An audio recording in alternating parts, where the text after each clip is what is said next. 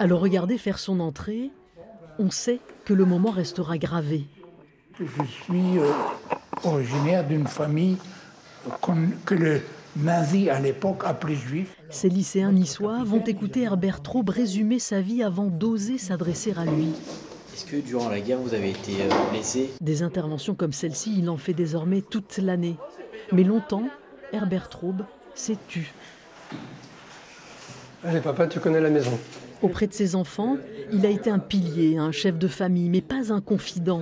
Il leur a parlé de son retour à la vie civile en 1947, de son ascension sociale en région parisienne, de son mandat de premier adjoint du village de Sainte-Agnès, une fois retraité sur la Côte d'Azur, mais des années sombres, de la guerre, de la déportation, de la mort de ses parents, pas un mot. J'étais en fait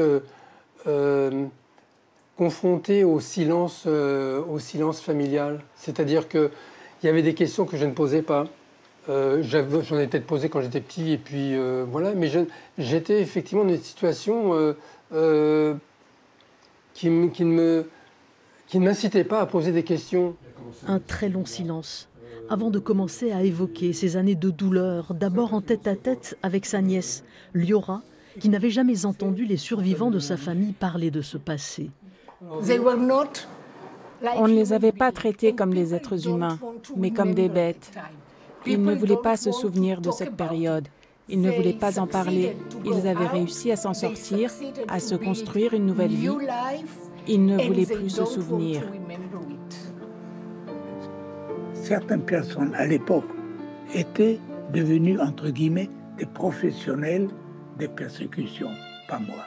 Bon. Et donc, ça durait comme ça pour moi pendant des décennies. Pendant des décennies où je devais travailler beaucoup. Il fallait que je refasse des études pour pouvoir monter un petit peu dans le fait social. Et voilà, le problème ne se posait pas. C'est un ami, ancien combattant, qui l'a convaincu d'aller parler dans les écoles. Il a d'abord raconté ses faits de guerre, son débarquement de Provence, avant d'aborder progressivement un récit plus personnel. Il y a des camarades qui sont morts pour ça. Tous les victimes de la Shoah ont pensé que c'était fini. Or, ça recommence.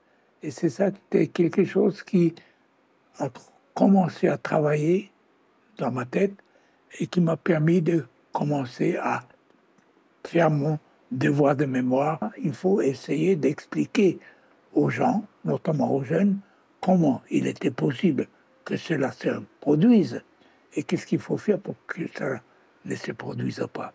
Herbert Traub, au nom du président de la République et en vertu des pouvoirs qui nous sont conférés, nous vous faisons officier de l'Ordre national de la Légion d'honneur. Le 14 juillet dernier, il prenait encore du galon. Un joli cadeau la veille de son anniversaire.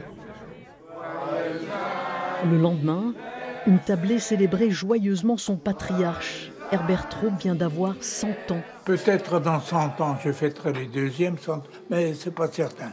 Donc pour l'instant, je suis heureux d'être avec vous tous. Voilà. Merci d'être là. Qu'est-ce que vous en pensez? Je pense que j'ai réussi ma vie, malgré les circonstances contraires que j'ai réussi à surmonter.